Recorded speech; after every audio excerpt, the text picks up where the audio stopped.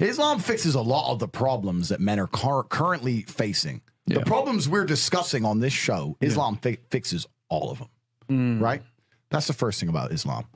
And I'm not a Muslim, right? If I had to choose a religion, I would, because I live in an Orthodox Christian country, I go to the Orthodox Christian church. I donate $20,000 a month to the church in the country I live in. The church in Romania is very powerful, and I like having church friends.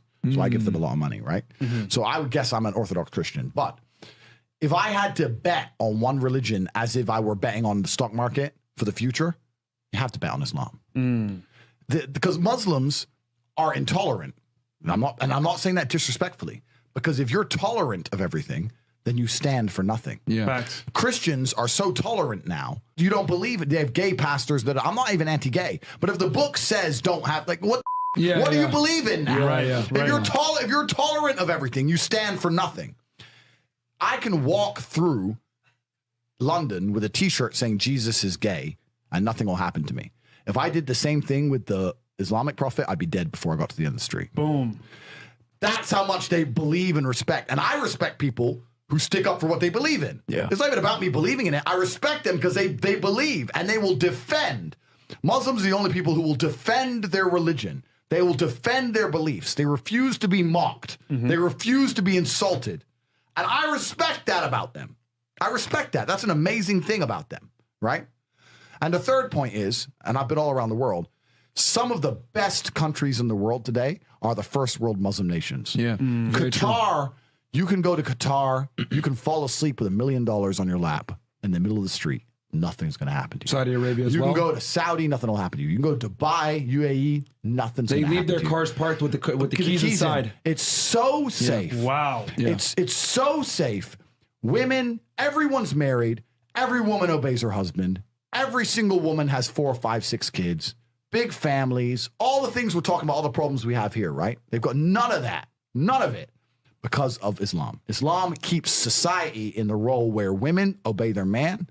Women have children. Women have big families. Women are exceptionally happy to do so. Before some Western girl comes in here and runs her mouth, the Islamic women are happier than any you're going to see in the club tonight. They're very true. They're happy. Society is functioning. Their population is growing because in most Western countries, the population is declining. Tim Cass was talking about it today. I was talking. We were Two people have one kid. Doesn't work. Doesn't work, right? 2 people need to have 3.1 kids because people die, right? People die prematurely, blah, blah, blah, blah. So we have population problems in the West. They have none of the population problems. Society is functioning. And that's what society is. Society starts at the smallest possible group. You have families, and families make a street, and that street makes a village, and that village makes a town, that town makes a city, and that city makes a country. So if it's broken at the very fundamental level, if its family level's broken, then it's broken the whole way up. And that's what's happened in the West. And the first world Islamic countries have none of those problems. So if you're going to talk about a belief system that fixes issues, you need to go to Islam. And I will say this that will fix everything. I just have absolute, even though I wouldn't identify as Muslim, I have absolute respect for the ideology, respect for the mentality, respect for the warrior aspect of it. I respect it. They don't play. They don't play. You can't insult their shit. But you can insult the church all day. You can make fun of it. There's a show on Netflix about a gay Jesus. That's a joke, right? Ha, ha, ha. And what do the Christians do? Nothing. Christianity is a dead religion. If you're a Christian, and I'm saying this as a Christian myself, Christianity is a dead religion which is confined to the history books. It's dying out. Your own Pope.